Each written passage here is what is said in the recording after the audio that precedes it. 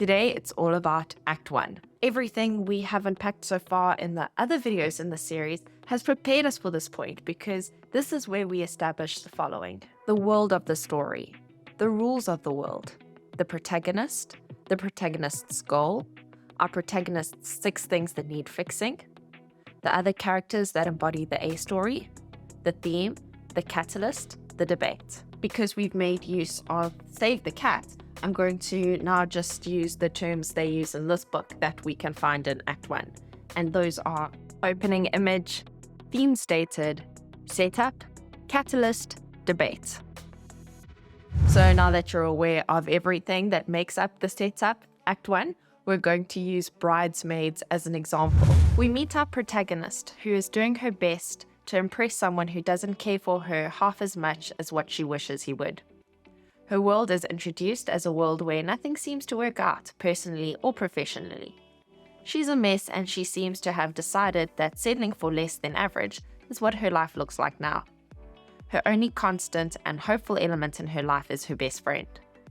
The catalyst is where her best friend gets engaged.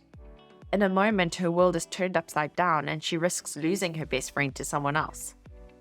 Not being able to step up as the maid of honor on her own, she asks her mother to attend the engagement party with her. Her mother declines, and the Kristen Wiig character moves to attend this large and extravagant event by herself. But as she pulls up in her beaten-up car, it's clear that she doesn't really belong in the world that she's showing up to. She wants to hold on to her friendship, but if she thought that it was the husband that was going to get in the way, well, she's wrong. She's about to be confronted with a whole new set of conflict that's going to get in the way.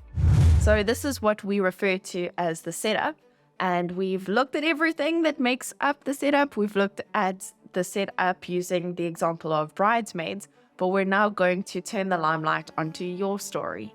I'm going to share our game plan with you in a second, but let's first start with what we need.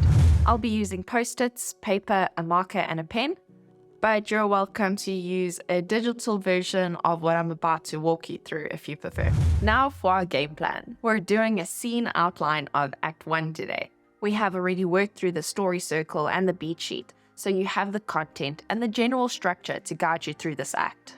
If this is the first video that you're watching in the series, welcome, but I encourage you to go back to the last 3 videos because we do a deep dive into the elements that are commonly found in Act 1. So today's activity involves us dreaming up scenes that will move our story from fade in to the end of Act 1. How? Well, each scene would be a post-it. We start with where the scene takes place. INT stands for interior, EXT stands for exterior. For example, interior coffee shop day. Interior gym evening. Then, in one sentence, you sum up the basic action of the scene. I did not come up with this. This is actually something that I originally saw in Save the Cat that I have now implemented into my own writing routine. So we used bridesmaids as an example earlier to get a summary, an idea of what happens in Act 1. Now we're just going to use bridesmaid again as an example to see how we could do some scene outlines. Interior bedroom day. Lillian tells Annie she's engaged. Interior party night. Rose calls Lillian her best friend in a toast, resulting in Annie needing to upstage her.